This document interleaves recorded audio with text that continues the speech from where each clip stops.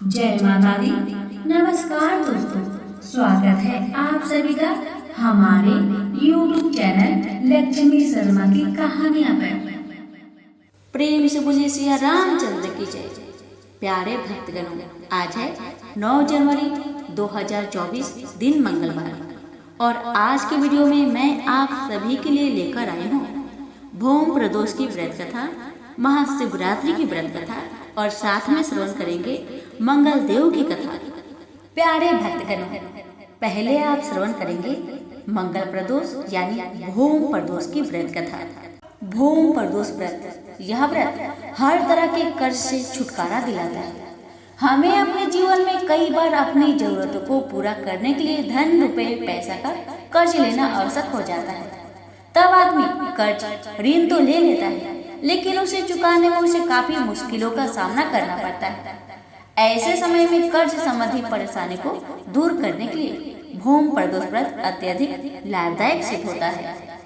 इसके साथ ही हमें जीवन के हर क्षेत्र में मंगलकारी परिणाम प्राप्त करने के लिए मंगल प्रदोष के दिन विशेष तौर पर मंगल ग्रह देवता के 21 नामों का उच्चारण अवश्य ही करना चाहिए। साथ में इनकी कथाओं को अवश्य श्रवण करना चाहिए।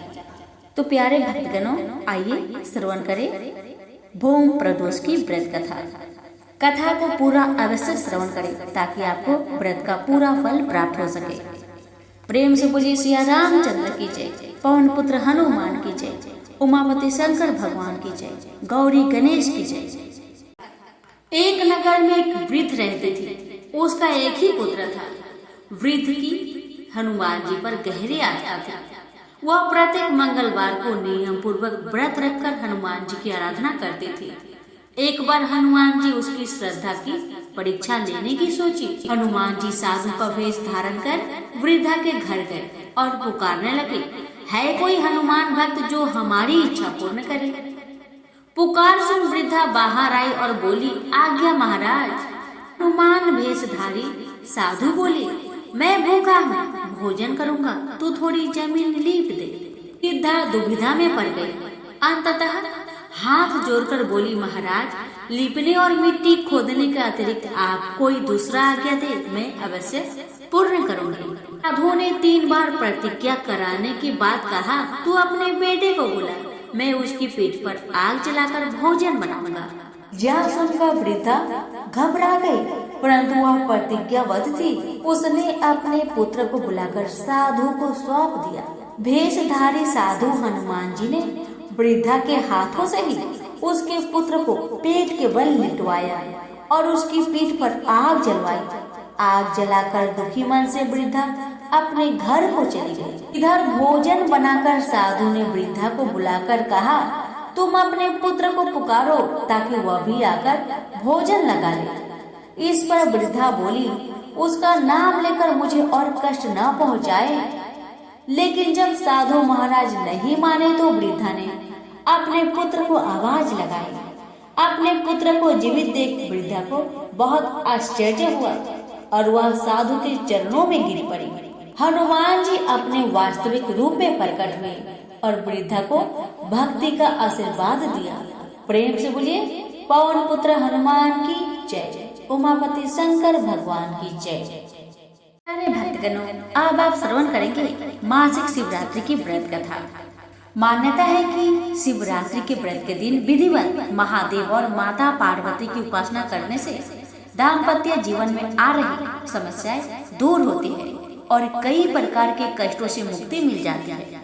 जो भी भक्त इस कथा को प्रसन्नचित मन से श्रवण करता है, उसकी सभी मनोकामनाएं उमापति शंकर भगवान की कृपा से अवश्य पूर्ण हो जाती है। प्रेम से बोलिए उमापति शंकर भगवान की जय, गौरी गणेश की जय। अब श्रवण करें कथा। चित्रभानु नामक एक शिकारी था। वह जानवरों की हत्या करके अपने परिवार का भरण पोषण करता था। वह एक साहूकार का कर्जदार था, लेकिन उसका ऋण समय पर न चुका सका। क्रोधित साहूकार ने शिकारी को शिव मठ में बंदी बना लिया। संयोग से उस दिन शिवरात्रि थी। शिकारी ध्यान मग्न होकर शिव संबंधी धार्मिक बातें सुनता रहा। चतुर्दशी को उसने शिवरात्रि व्रत की कथा भी सुनी। शाम होते ही साहूकार ने उसे अपने पास बुलाया और ऋण चुकाने के विषय में बात की। शिकारी अगले दिन सारा ऋण लौटा देने का वचन देकर बंधन से छूट गया। अपनी दिनचर्या की भांति वह जंगल में शिकार के लिए निकला, लेकिन दिन भर बंदी गृह में रहने के कारण भूख प्यास से व्याकुल था। शिकार खोजता हुआ वह बहुत दूर निकल गया। जब अंधकार हो गया तो उसने विचार किया कि रात जंगल में ही बितानी पड़ेगी।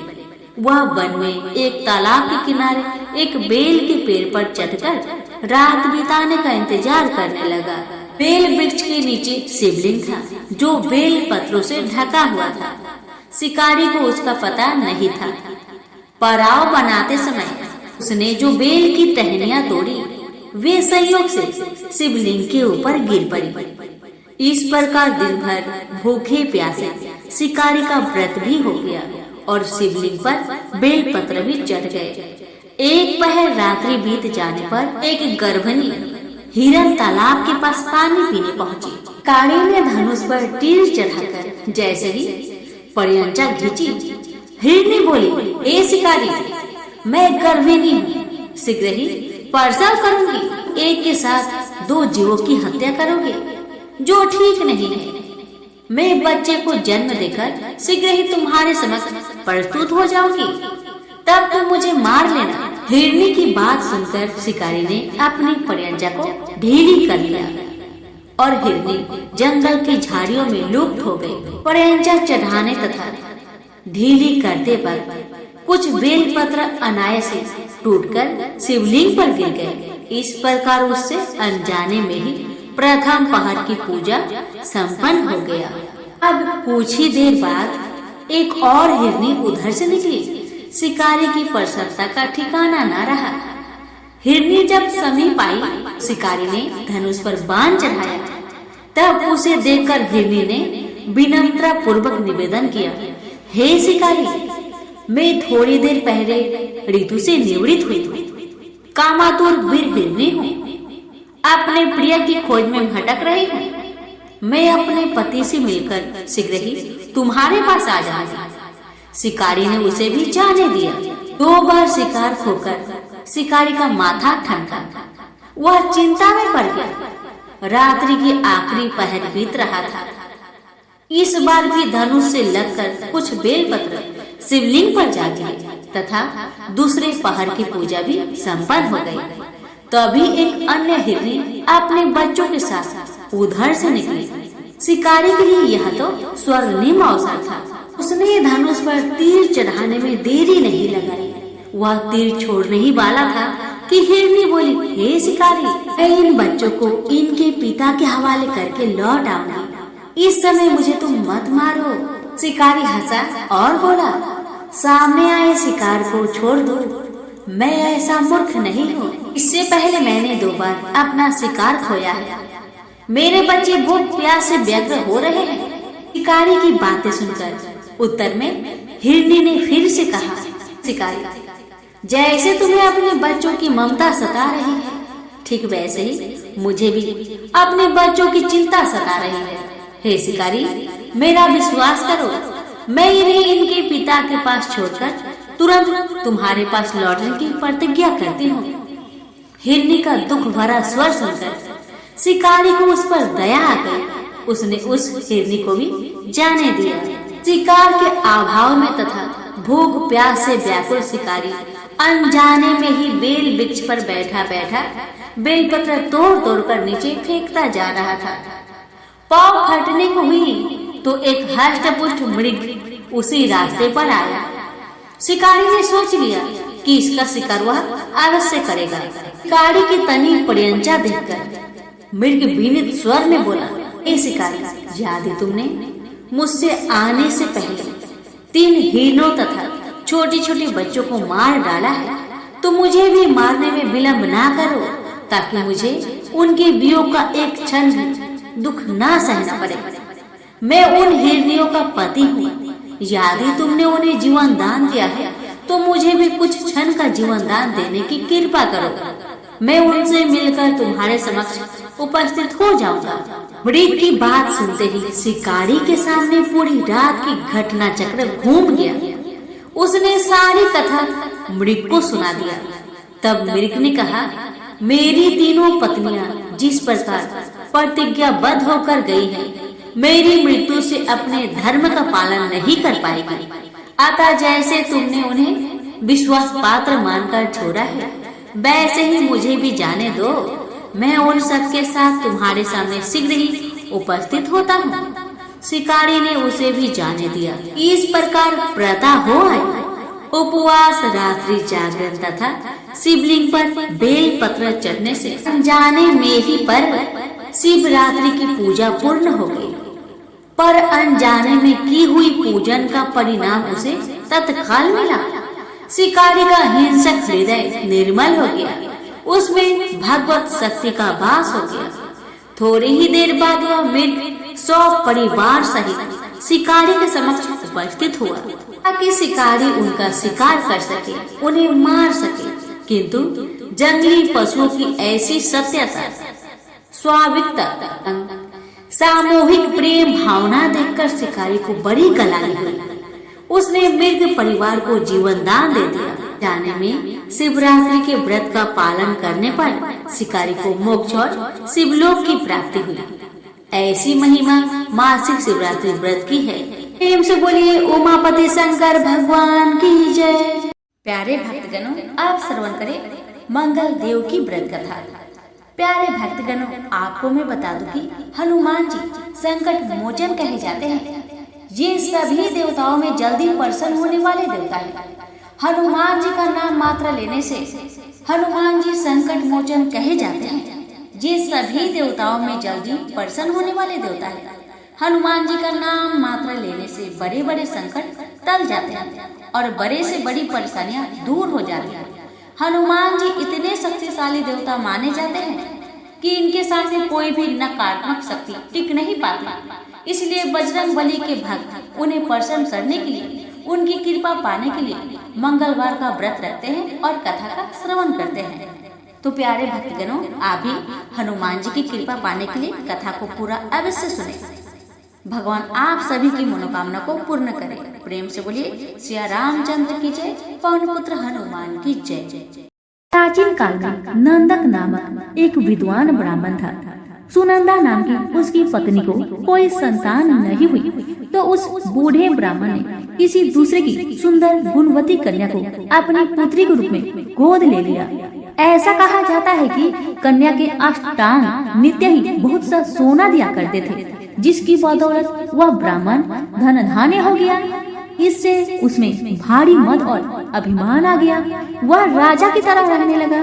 कन्या जब विवाह योग्य हो गई तो नंदक ने उसका विवाह सोमेश्वर नाम के एक ब्राह्मण युवक के साथ कर दिया। इस तरह वह कन्या से नित्य प्रति मिलने वाले स्वर्ण से वंचित हो गया।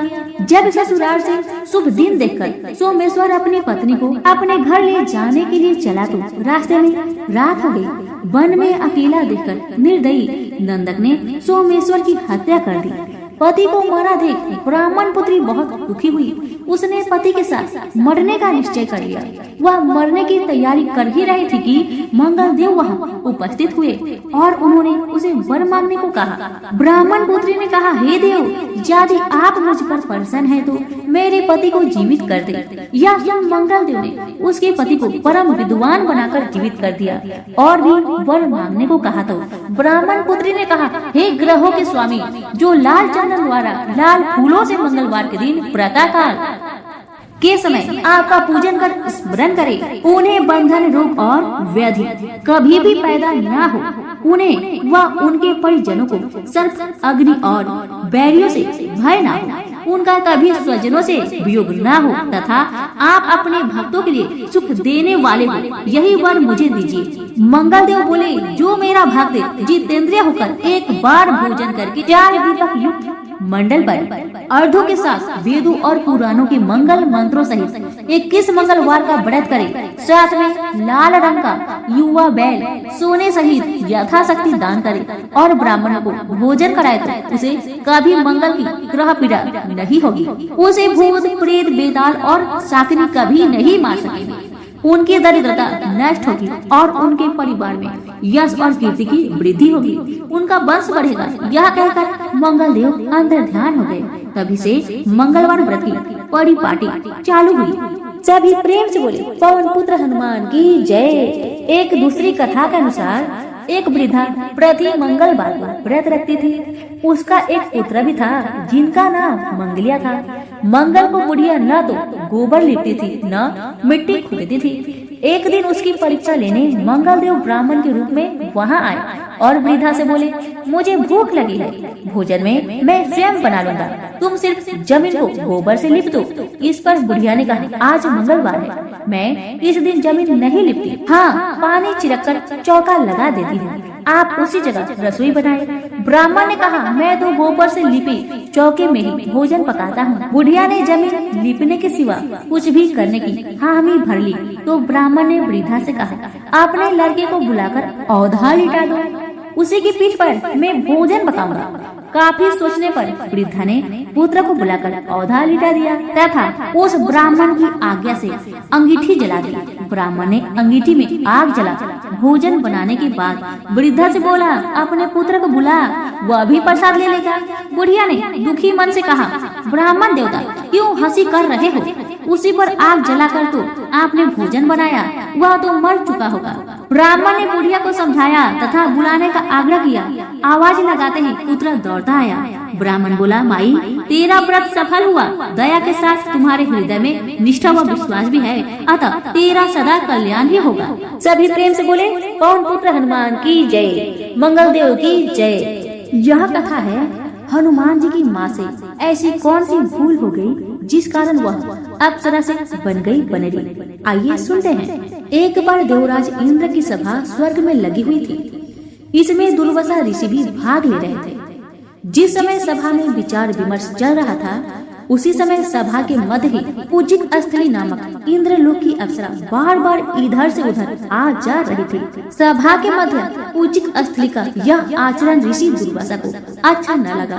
दुर्वासा ऋषि अपने क्रोध के लिए प्रसिद्ध है। उन्होंने पूजिक स्थली को कई बार टोक कर ऐसे करने से मना किया, लेकिन वह अनसुना कर वैसा ही करती रही। तो दुर्वासा ऋषि ने कहा, तुझे देव सभा की मर्यादा का ज्ञान नहीं, तू कैसी देव अप्सरा है जो बनरियों की तरह बार बार आ जाकर सभा में विघ्न डाल रही है।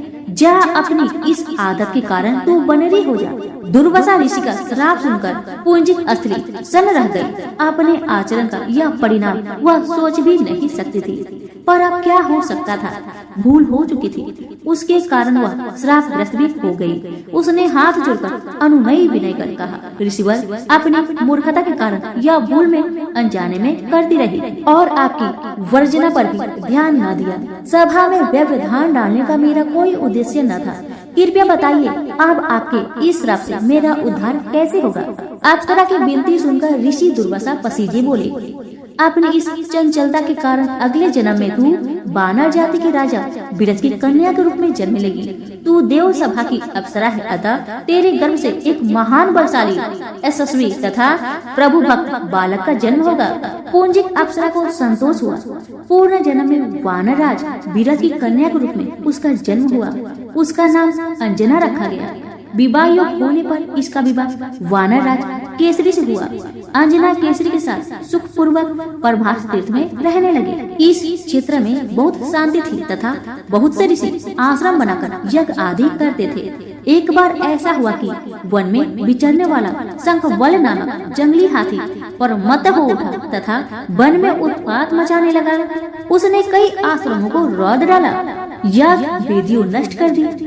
उसके भय से लगते हुए अनेक तपस्वी बालक आहत हो गए। कई आश्रम उजड़ गए।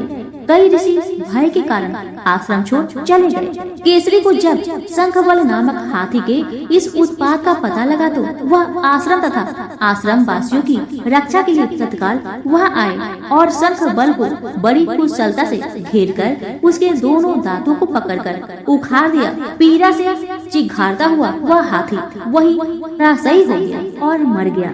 आश्रम की रक्षा के लिए उनके अचानक पहुंचने तथा हाथी को मारकर आश्रम वासियों को निर्भय कर देने वाले केसरी का ऐसा वर देख ऋषि मुनि बहुत प्रसन्न हुए और केसरी के पास आकर आशीर्वाद देते हुए कहा, वानर राज केसरी, जिस प्रकार तुमने आज हम सबकी तथा आश्रम की रक्षा की, इसी प्रकार भविष्य में तुम्हारा होने वाला पुत्र पवन जैसे वेग वाला होगा तथा रुद्र जैसा महान बलशाली होगा। तुम्हारे बल तेज के साथ साथ उसमें पवन तथा रुद्र का तेज भी व्याप्त रहेगा। केसरी ने कहा, ऋषिवरों, मैंने तो बिना किसी कामना के परम हाथी को, जो किसी प्रकार वश में नहीं आ रहा था, मारकर आपकी इस यज्ञ भूमि को निर्भय किया है। आपका दिया यह स्वतः आशीर्वाद मुझे सिरोधार्य है। केसरी ऋषियों को प्रणाम कर चले गए। समय आने पर अंजना के गर्भ से एक बालक का जन्म हुआ।